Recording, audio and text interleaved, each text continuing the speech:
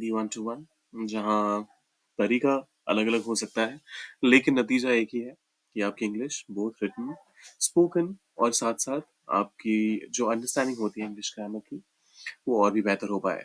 Video शुरू करने से पहले जैसा मैं हमेशा आपसे कहता हूँ, लाइक, शेयर, सब्सक्राइब और कमेंट, ये चारों चीज़ें बेहद ज़रूरी हैं। ये आपके लिए तो फ्री है, लेकिन हम जैसे नए क्रिएटर्स को ये काफ़ी एनकरेज करती हैं। तो आइए करते हैं शुरुआत। सबसे पहला, अब देखिए, translation to learn fixed preposition इसका टाइटल है, लेकिन फिर भी आप देखेंगे कि फिक्स्ड नहीं रहती प्रीपोजिशंस। अब कहने का मेरा मतलब क्या है, वो आप थोड़ी देर में समझ जाएंगे। मुझे देर से आने के लिए माफी मांगनी चाहिए। तो देखिए, यहाँ पर इस वाले सेंटेंस में अगर आप माफी की बात कर रहे हैं, तो सिचुएशन के बारे में है।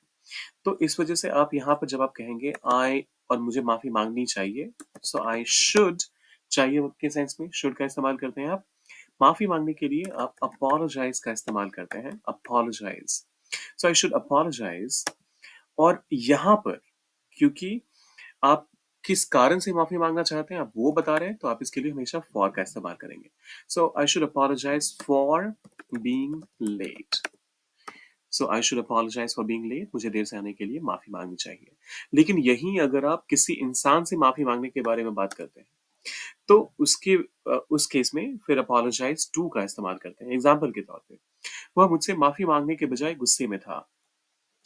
तो यहाँ पर आप कहेंगे इंस्टेड ऑफ, बजाय।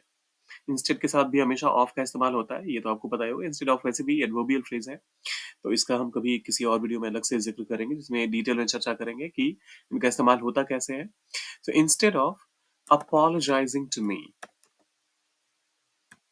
apologizing to me, he was angry. Instead of apologizing to me, he was angry. मुझसे माफी मांगने के बजाय वह गुस्से में था। वह अपनी बहन से माफी मांगने गया।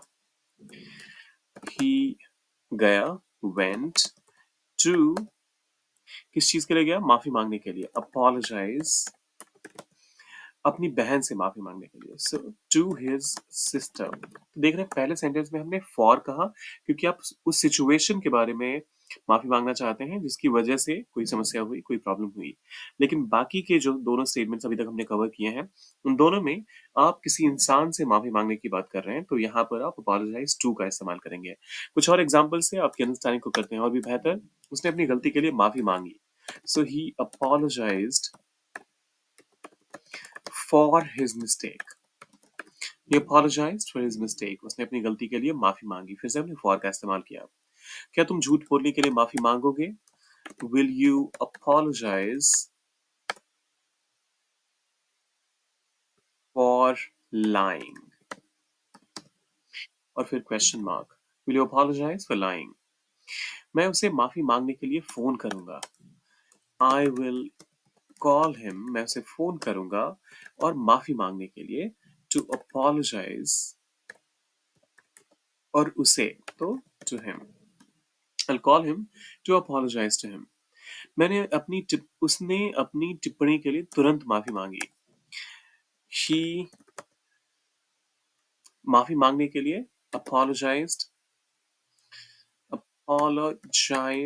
apologized for his comment, और टिप्पणी के लिए आप comment का इस्तेमाल करेंगे। वैसे तो आप चाहें तो comments का भी इस्तेमाल कर सकते हैं, लेकिन कमेंट यहाँ पर अपनी टिप्पणियों के लिए नहीं, टिप्पणी की बात की गई है, तो इस वजह से कमेंट का इस्तेमाल सही है। लेकिन तुरंत माफी मांगी। So he quickly apologised for his comment, या फिर he apologised for his comment quickly. दोनों ही तरीके सही हैं, आप दोनों में से कोई सा भी इस्तेमाल कर सकते हैं। उन्होंने शोर मचाने के लिए माफी मांगी। दे अपोलोजाइज्ड फॉर मेकिंग नॉइज। और एक खास एपिसोड अगर नॉइज का है, तो उस केस में आप मेकिंग अ नॉइज भी कह सकते हैं।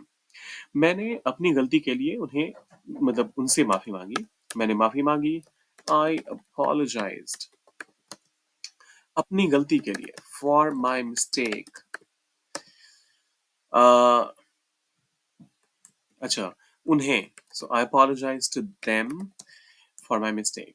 तो ये देखिए, ये एक प्राइम एग्ज़ाम्पल है कि कैसे एक ही सेंटेंस में आपको अपोलोजाइज़ टू और फॉर दोनों का ही इस्तेमाल देखने को मिल गया। अब उसने अपनी गलती के लिए माफ़ी माँगी। इसका इंग्लिश क्या होगा? इसका ट्रांसलेशन क्या होगा? वो डालें कमेंट सेक्शन में। बाकी वीडियो को कीजिए लाइक, चैनल को सब्सक्राइब, शेयर कीजिए इसे अपने दोस्तों के साथ। जैसा मैं कहता रहता हूँ, ये चारों चीज़ें आपके लिए तो फ्री हैं, लेकिन हम जैसे नए क्रिएटर्स को ये काफ़ी एनकरेज करती हैं। मिलते हैं